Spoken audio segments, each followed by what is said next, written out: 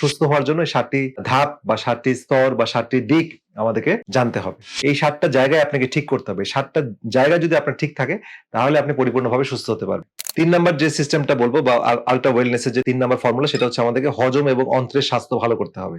তো হজমের স্বাস্থ্য ভালো করা খুবই গুরুত্বপূর্ণ। আমাদের শরীরের 70% রোগ প্রতিরোধ ক্ষমতা বা ইমিউন সিস্টেম কিন্তু আমাদের এই গাটে বা অন্ত্রে থাকে।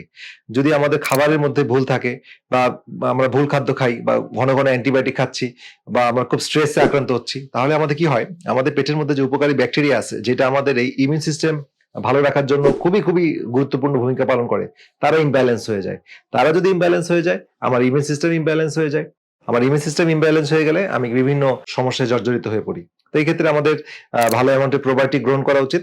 আমাদের ভালো অ্যামাউন্টের ফাইবার গ্রহণ করা উচিত এবং আমাদের ফার্মেন্টেড খাবার এবং ডাইজেস্টিভ সাপোর্ট নেওয়া উচিত যদি প্রয়োজন হয়। সেক্ষেত্রে কিছু হার্বস হতে পারে, কিছু খাবার হতে পারে, কিছু সাপ্লিমেন্ট হতে পারে। সেগুলো দিয়ে আমাদের ডাইজেস্টিভ সিস্টেমটাকে কুল ডাউন করতে হবে।